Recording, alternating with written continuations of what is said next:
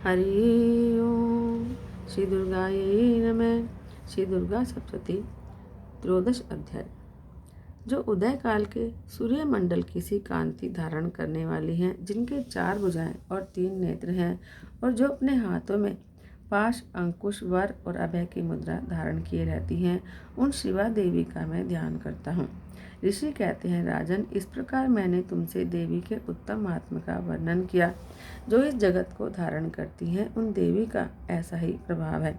वे ही ज्ञान उत्पन्न करती हैं। भगवान विष्णु की माया स्वरूपा उन भगवती के द्वारा ही तुम ये वैश्य और अन्य विवेकी जन मोहित होते हैं, मोहित हुए हैं और आगे भी मोहित होंगे। महाराज, तुम उन्हीं परमेश्वरी की शरण में जाओ। आराधना करने पर वे ही मनुष्यों को भोग, स्वर्ग और मोक्ष प्रदान करती हैं। मार्कंडेय जी कहते हैं, रोष्टुकी जी, मेधा मुनि के ये वचन सुनकर राजा सुरथ ने उत्तम व्रत का पालन करने वाले उन महाभाग महर्षि को प्रणाम किया। वे अत्यंत ममता और राज्य अपहरण से बहुत खिन्न हो चुके थे। महामुनि इसलिए विरक्त होकर वे राजा और वैश्य तत्काल तपस्या करने चले गए, और वे जगदम्बा के दर्शन के लिए नदी के तट पर रहकर तपस्या करने लगे। वे वैश्य उत्तम देवी सूक्त का जप करते हुए तपस्या में प्रवृत्त हुए। वे दोनों नदी के तट पर देवी की मिट्टी की मूर्ति बनाकर पुष्प, धूप और हवन आदि के द्वारा उनकी आराधना करने लगे।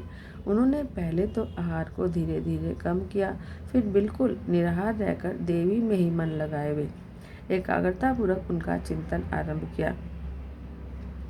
वे दोनों अपने शरीर के रक्त से प्रोक्षित बलि देते हुए लगातार 3 वर्ष तक संयम पूर्वक आराधना करते रहे। इस पर प्रसन्न होकर जगत को धारण करने वाली चंडिका देवी ने प्रत्यक्ष दर्शन देकर कहा। देवी बोली, राजन तथा अपने कुल को आनंदित करने वाले वैश्य, तुम लोग जिस वस्तु की अभिलाषा रखते हो वह मुझसे मांगो, मैं संतुष्ट हूँ, अतः मैं यह सब कुछ दूंगी। मार्कंडेय जी कहते हैं, तब राजा ने दूसरे जन्म में नष्ट न होने वाला राज्य मांगा, और इस जन्म में भी शत्रुओं की सेना को बलपूर्वक नष्ट करके पुनः अपना राज्य प्राप्त कर लेने का वरदान मांगा। वैश्य का चित्त संसार की ओर से खिन्न और विरक्त हो चुका था, और वे बड़े बुद्धिमान थे। अतः उस समय उन्होंने तो ममता और अहंता रूप आसक्ति का नाश करने वाला ज्ञान मांगा। देवी बोली, राजन, तुम थोड़े ही दिनों में शत्रुओं को मारकर अपना राज्य प्राप्त कर लोगे। अब वह तुम्हारा राज्य स्थिर रहेगा। फिर मृत्यु के बाद तुम भगवान विवस्वान के अंश से जन्म लेकर इस पृथ्वी पर सावर्णिक मनु के नाम से विख्यात हो जाओगे।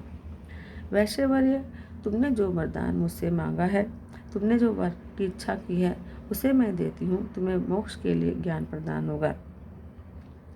मार्कंडेय जी कहते हैं, इस प्रकार उन दोनों को मनोवांछित वरदान देकर और उनके द्वारा भक्तिपूर्वक अपनी स्तुति सुनकर देवी अम्बे का तत्काल अंतर्ध्यान हो गई। इस तरह देवी के वरदान पाकर क्षत्रियों में श्रेष्ठ सुरथ सूर्य के अंश से जन्म लेकर सावर्णिक नामक मनु होंगे। इस प्रकार श्री मार्कंडेय पुराण में सावर्णिक मनवंतर की कथा के अंतर्गत देवी महात्म्य सुरथ और वैश्य को वरदान नामक 13वां अध्याय पूरा हुआ। हरि ओम।